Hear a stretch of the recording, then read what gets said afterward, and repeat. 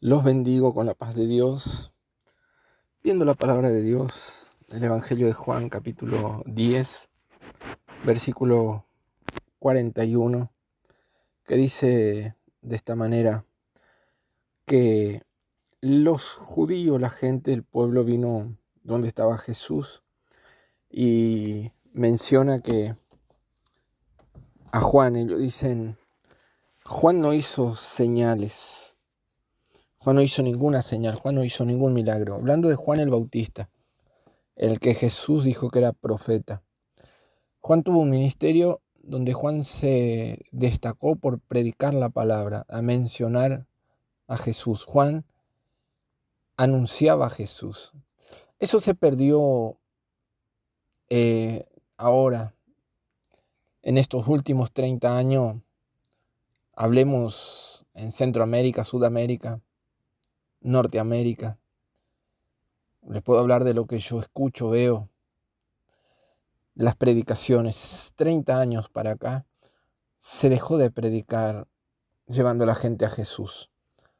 Uno ve en los salones de reuniones pseudos cristianas carteles de propaganda invitando a la gente: vení a buscar tu milagro, vení a cumplir tu sueño, vení a hacer realidad tus deseos, vení a prosperar.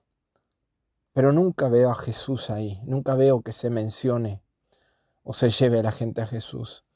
Cuando uno mira y analiza las prédicas de Juan, todas las prédicas de Juan llevaron hacia Jesús y la gente viene a Jesús. Nosotros, los predicadores, les quiero hablar a los predicadores, a los que desean predicar y a los que predican. Es hora de hacer énfasis en la predicación, de llevar la gente a Jesús. Enfatizar a Jesús, decirle a la gente: Jesús, Jesús, Jesús. Cristo es el camino, la verdad y la vida. El Evangelio es Cristo, ir a la cruz. Juan no hizo señales, pero todo lo que Juan dijo era verdad. ¿Hay verdad en las predicaciones que se escucha hoy? ¿Está la verdad en las predicaciones? ¿Cómo puede ser que la gente sea tan insensata que vaya a lugares donde le ofrecen panes y peces y no le presentan a Jesús? Jesús, mis estimados, a alguno le va a chocar esto, le va a golpear porque no les gusta. Jesús no es un mano santa, un benefactor, un curandero. Jesús no es una solución temporal. Jesús es vida. Y lo que Juan anunció hacia Jesús. Juan no le importó que él no tenía popularidad, no le importó que él no aparecía. Hoy las pseudas religiones cristianas quieren aparecer ellos, los predicadores, quieren ellos ser populares, ellos tener nombre. Juan, cuando le dijeron a Juan: Jesús hace más discípulos que vos, la gente va atrás de Jesús, vos te estás quedando sin gente, sin auditorio. Juan dijo así: es necesario que yo desaparezca, que yo mengüe, que yo me achique, que yo muera y que Él crezca. Eso es necesario. Hoy Jesús no está, pero aparecen los predicadores, en las primeras planas, en los primeros carteles, en los anuncios, los predicadores.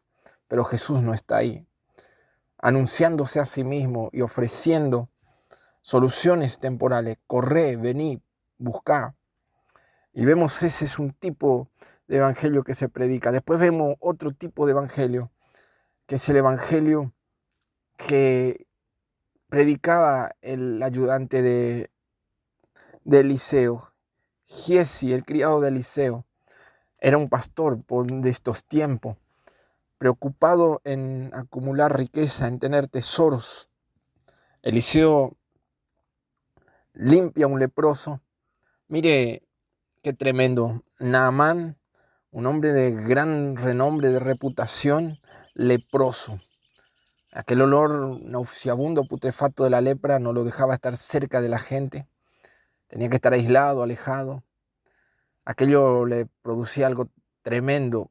Pero una chica creyente, cristiana, hija de Dios, temerosa de Dios, que no miró sus circunstancias, fue en un momento no lindo para ella ser raptada de su tierra, llevada, secuestrada y vendida como esclava, llevada como esclava a la casa del Naamán, el leproso.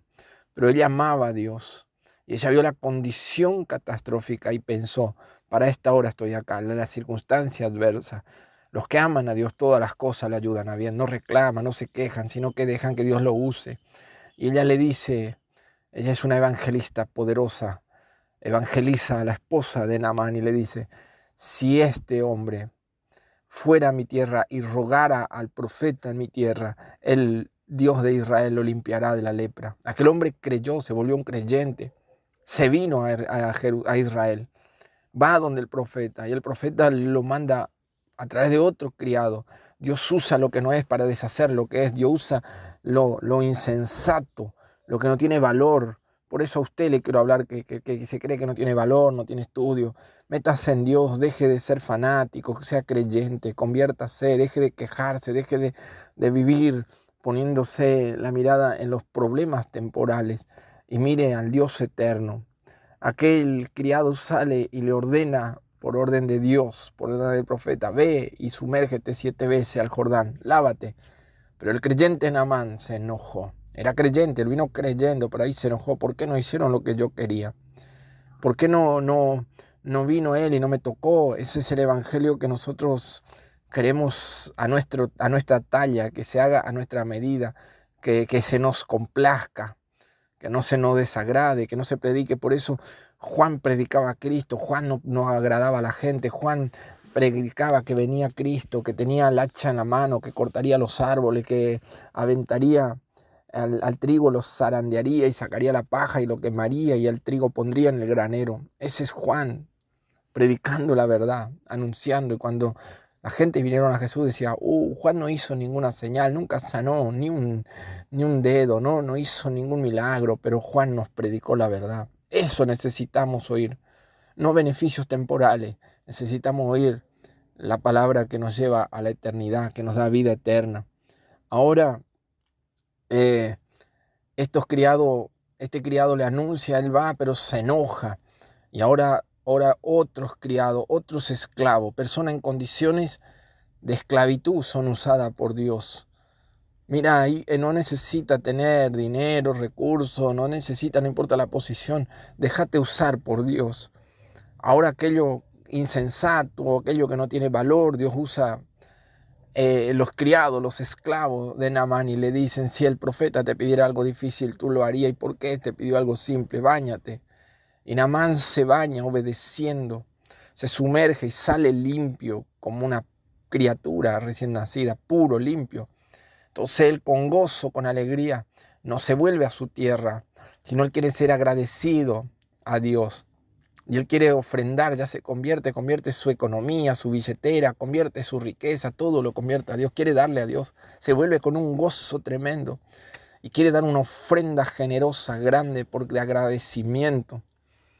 Y cuando él vuelve con ese ímpetu, con esa emoción para ofrendar, el profeta le priva, no le permite. ¿Por qué? ¿Por qué será que el profeta hizo eso?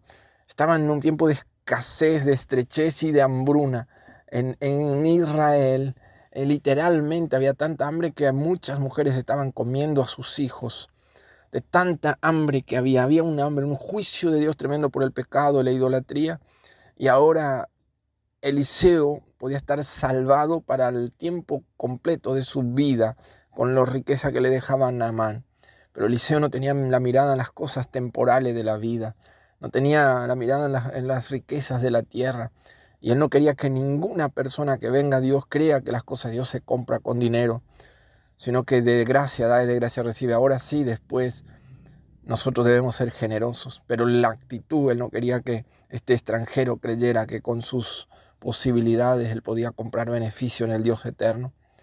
Y no le acepta. Y este hombre se vuelve con gozo, convertido, prometiendo adorar a Dios, prometiendo creer solo en el Dios de Israel.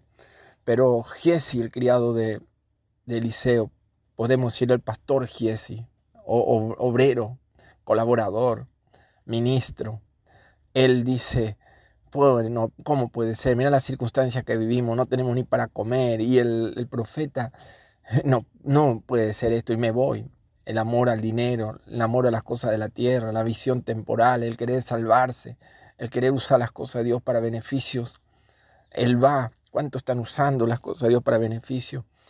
Usando los dones, los milagros, usando la necesidad de la gente para sacar provecho. Ese era Giezi, pero él se va, toma dinero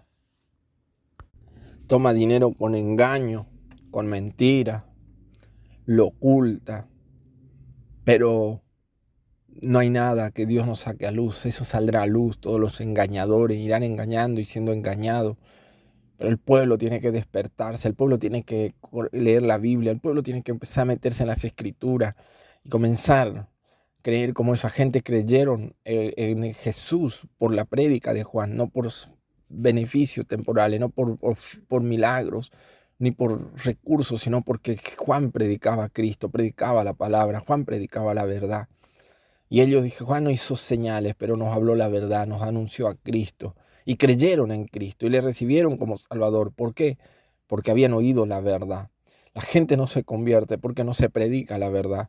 La gente corre atrás de beneficios temporales, de esos corruptos de entendimiento, de estos amadores de las riquezas que hacen mercadería de la gente, como dijo el apóstol Pablo, que la gente son para ellos una salvación económica, como era Giezi.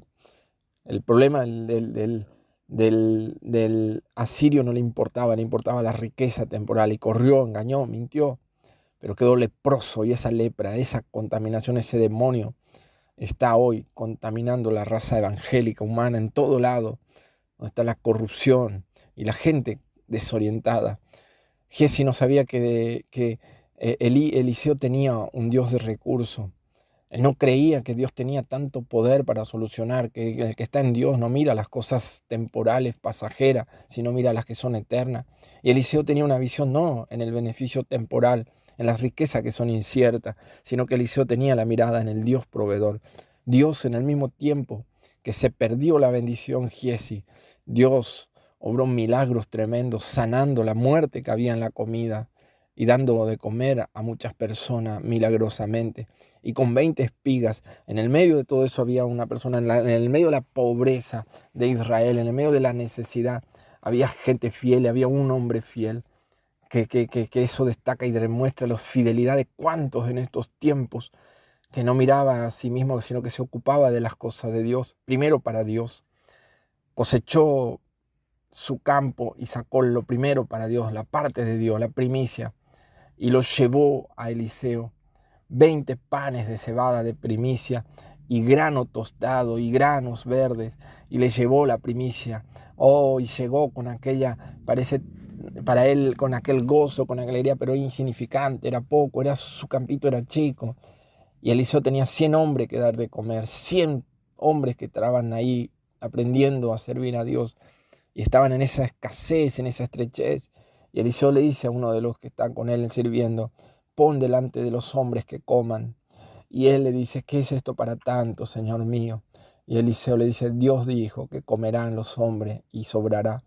Y puso 20 panes de cebada, y puso los granos tostados, y puso los granos verdes, y comieron 100 hombres y sobró y alcanzó.